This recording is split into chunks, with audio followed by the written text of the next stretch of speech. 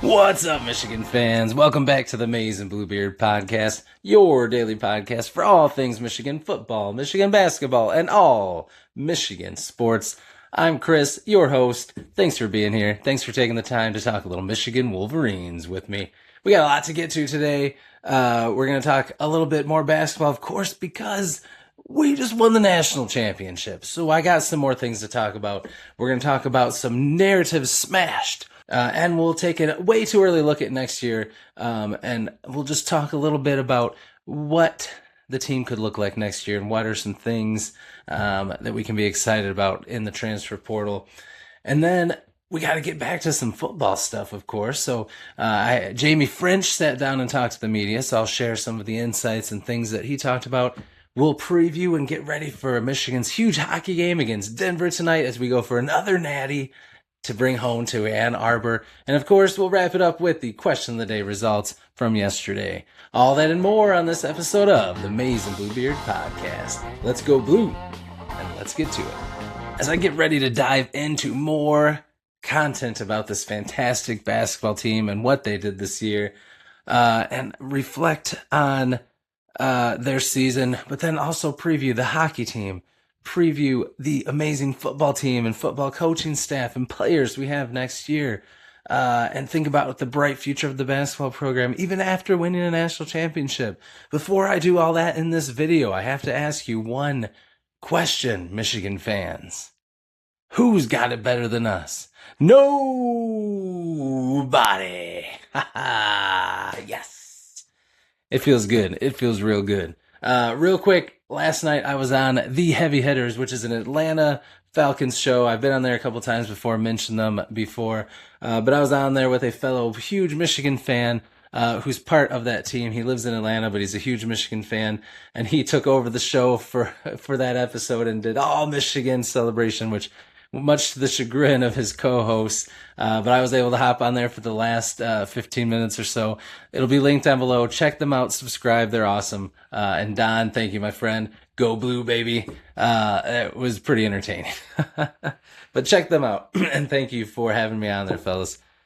All right, so just wanted to quick follow up on some things with Michigan sports. I was sick on the video I did for Tuesday morning after they won, and then I laid low and kind of took it easy, so I didn't have a video out Wednesday. So we're back to it. I'm feeling good, so I just want to talk about a couple of things. First of all, that all these dumb narratives are smashed, bashed, done. We know it's only from Michigan State fans, for the most part, maybe some Ohio State fans as well.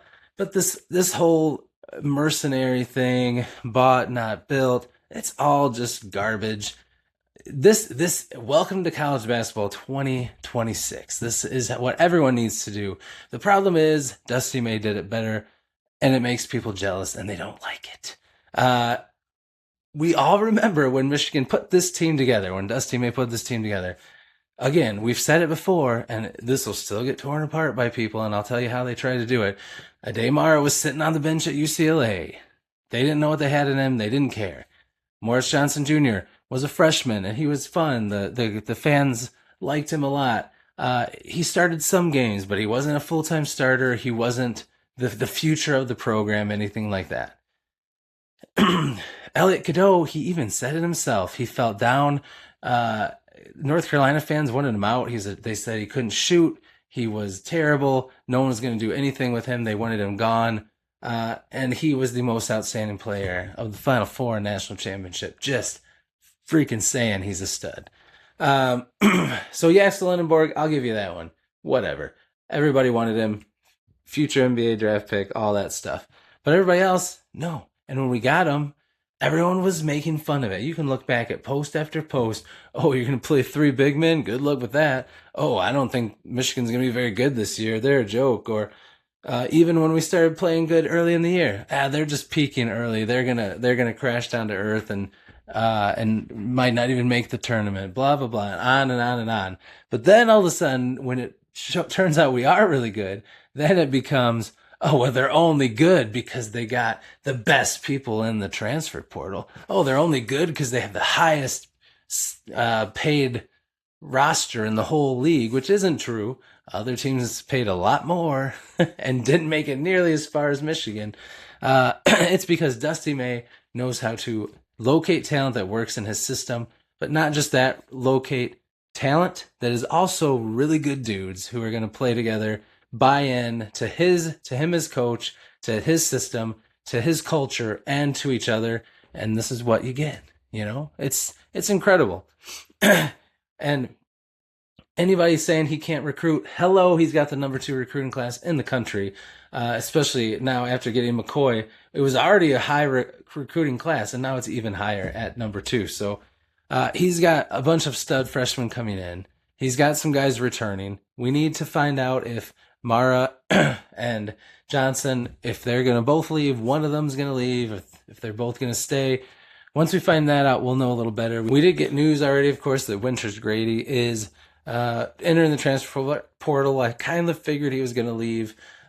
He sees the writing on the wall. He came in this year. He ended up getting hurt, and got shut down for the year. Basically redshirted. McKinney was fantastic, so he is already going to take probably that starting spot. And then you got McCoy coming in. You've got some other stud freshmen coming in.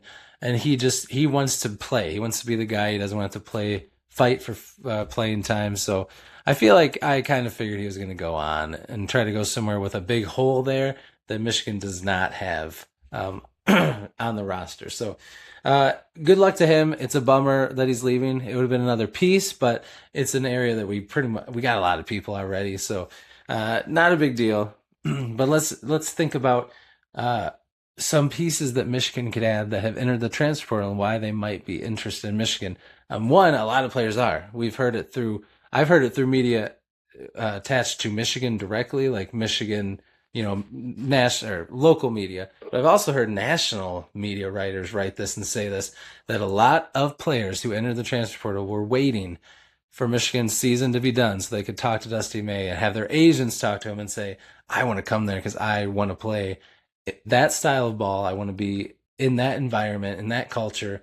So I'm just saying, he's going to get some good guys again. He's already been in talk with some. So let's talk about that.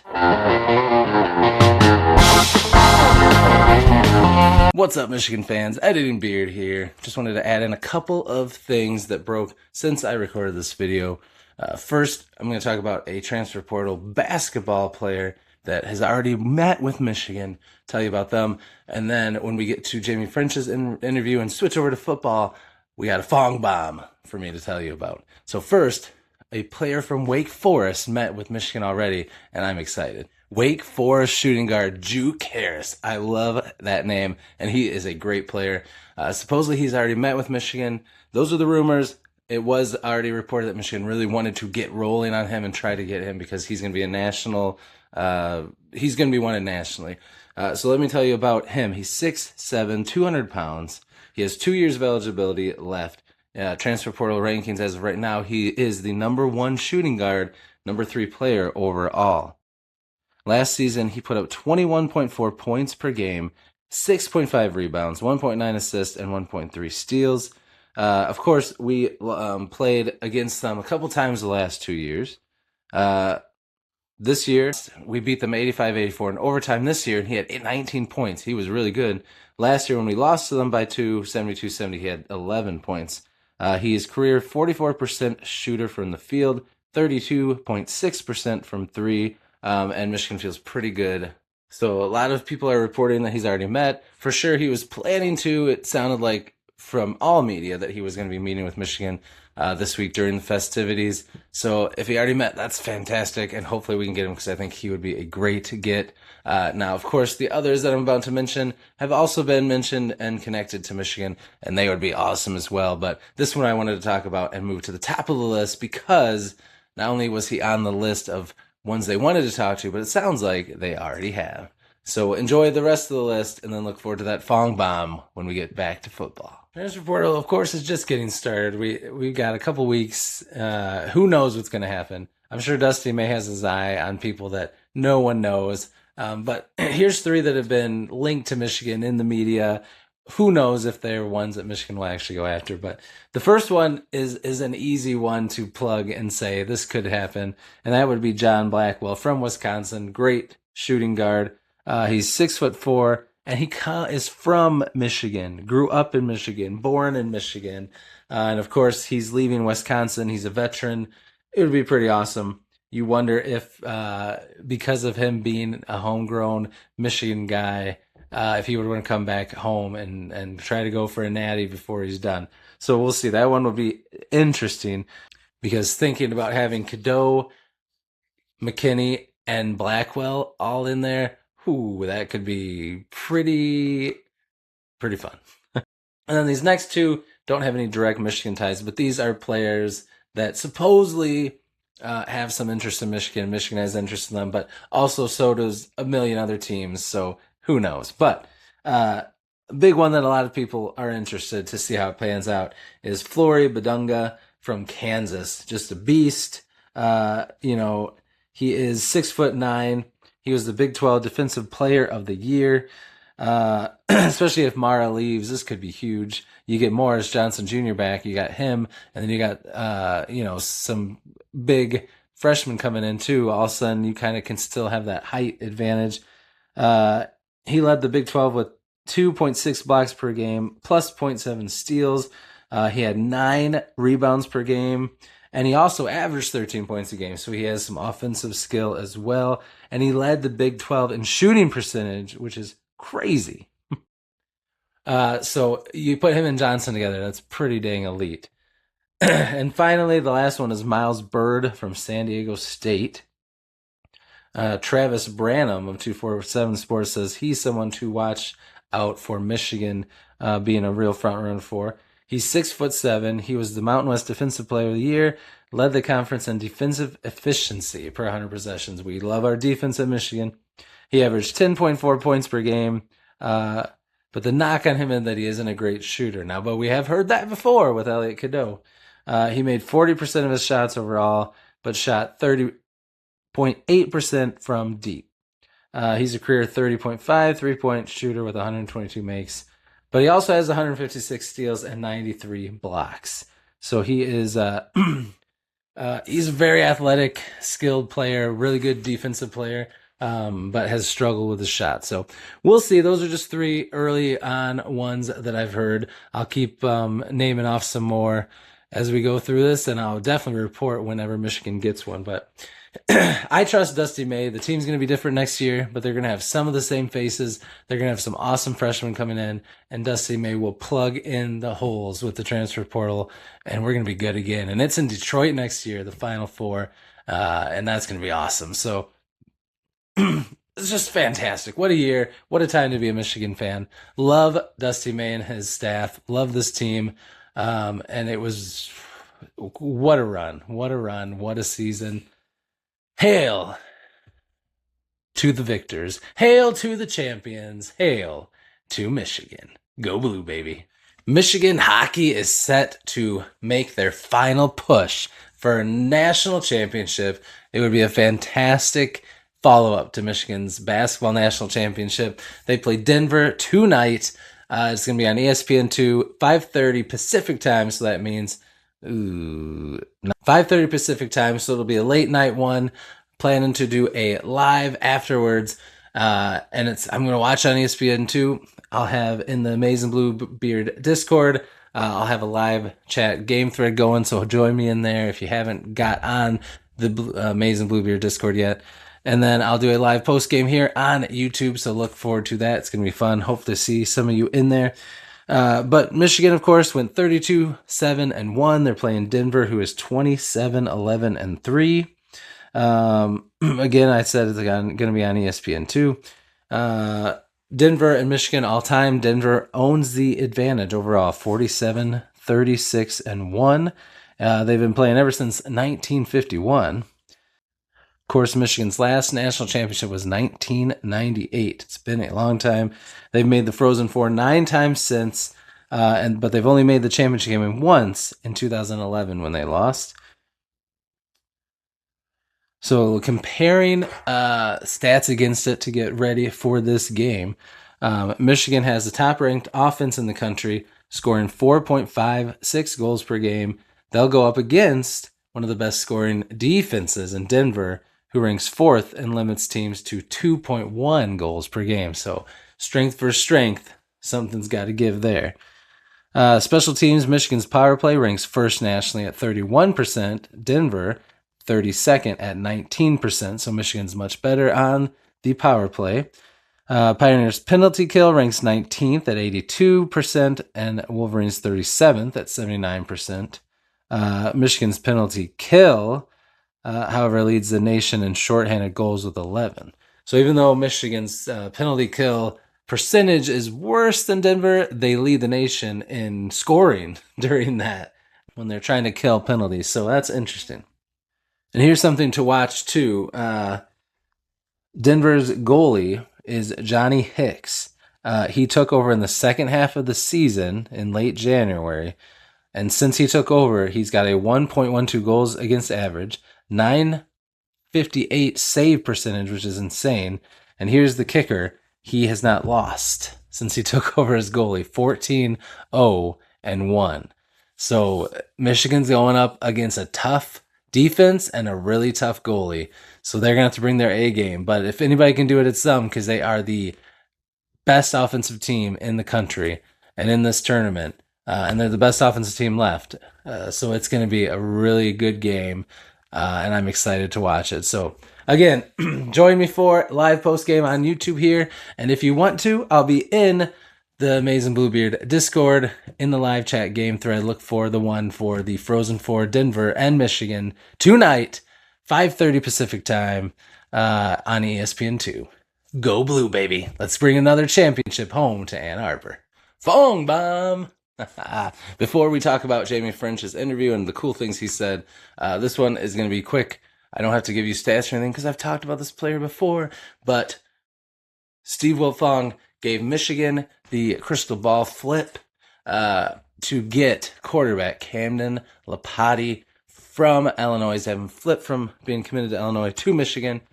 He has been my favorite quarterback recruit for next year, and I would love if Michigan was able to get him. I love his game. I love what he brings to the table, and he's been building a relationship with the coaching staff already, so they really feel comfortable and confident in him, and his highlights look great. So I'm excited. I think he would be a great get. So hopefully it comes to fruition, but I just thought that was cool that usually he is pretty on the mark.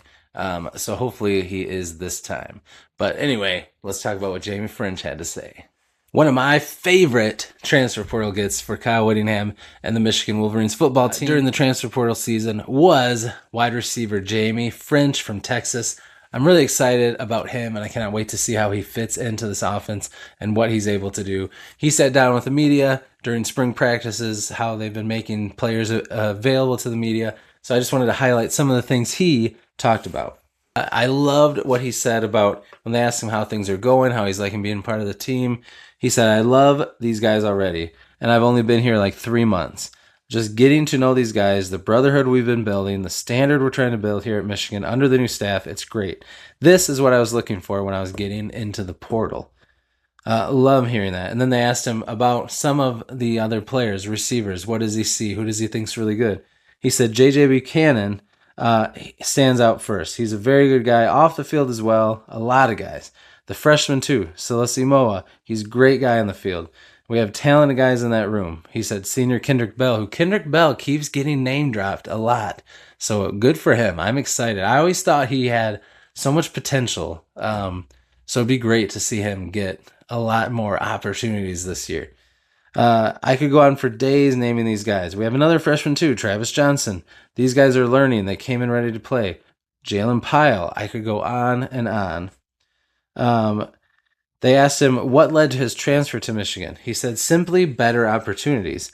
I love my guys at Texas. The opportunities at Texas were great, but I feel like here at Michigan, it's a better opportunity with me knowing Marsh and Bryce Underwood as well. I feel like the move over is just everything I was looking for.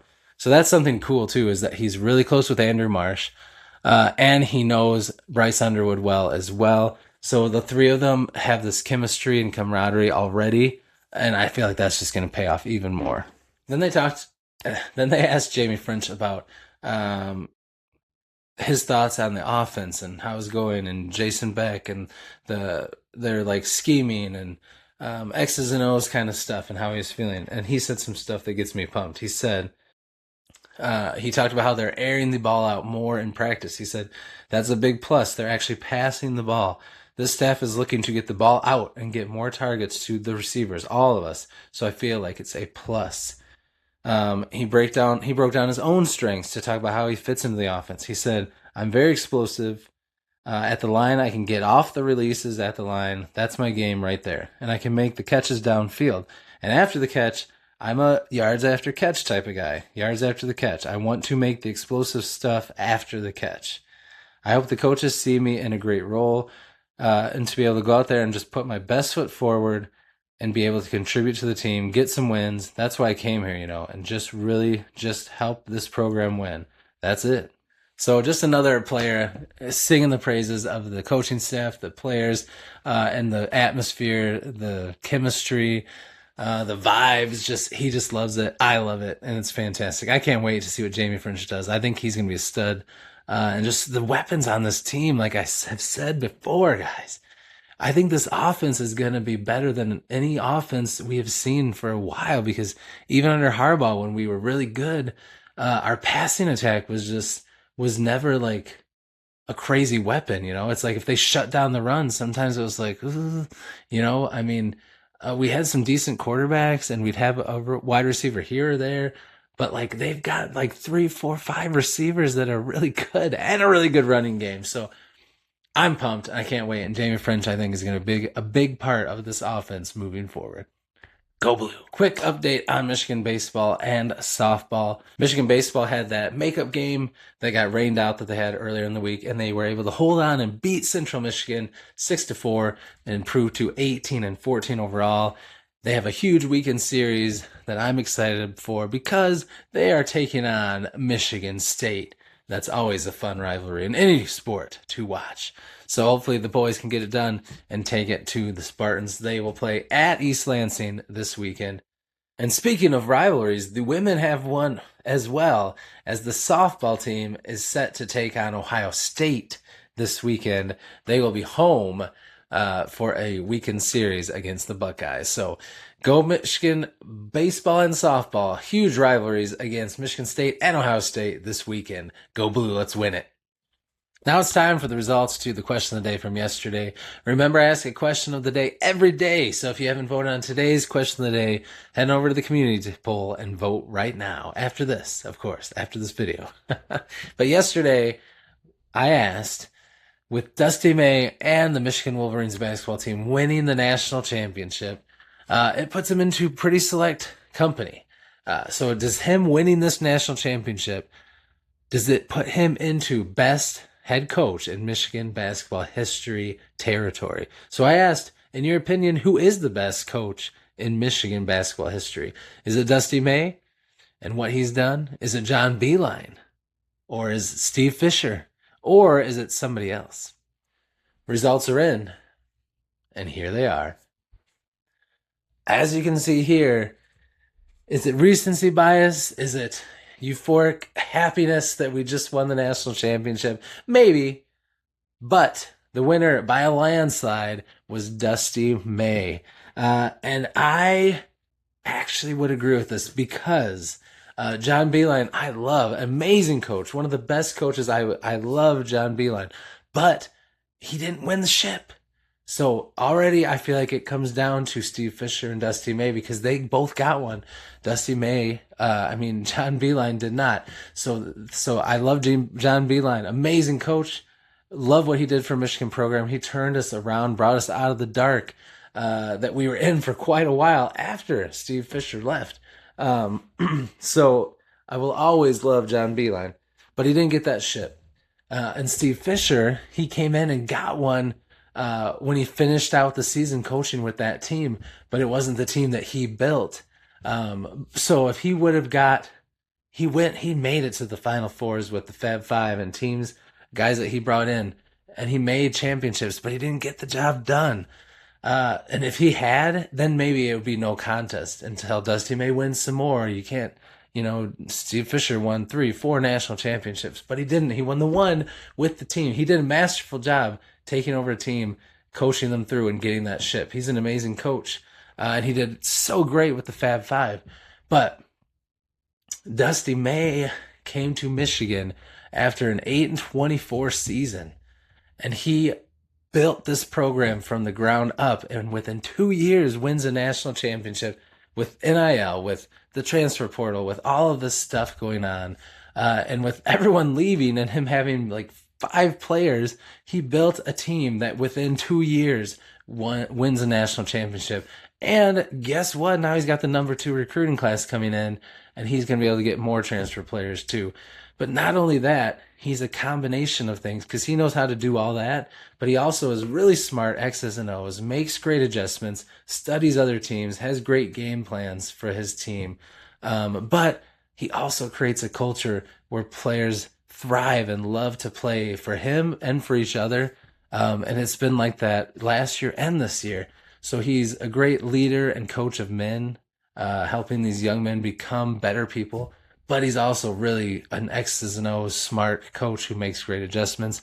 And he's got this NIL team building stuff figured out too. So I would say yes, Dusty May right now to me is looking like he's going to be the best coach in Michigan history. And we're only getting started. So pretty awesome stuff. Thank you everyone that voted. That's going to do it for this episode of the Maize and Bluebeard podcast. Thanks again for hanging out with me. I hope you had a good time. If it's your first time here, or if you've been hanging out and haven't hit that subscribe button yet, please hit it. Help us get closer to 1,000 subs, at which point I will dye my beard maize and blue, and we will do a live celebration, and it's going to be a lot of fun. If this is not your first time here and you are a subscriber, be sure to hit that like button. It lets YouTube know that you're having a good time. They'll push this video out to more people. And please leave a comment. Comments also help YouTube know that we're interacting, we're having fun. And I respond to every comment, so I will talk to you down in the comments. I'll see you down there, and I'll see you in the next video. And until I do, Michigan fans, have a fantastic day, and go blue.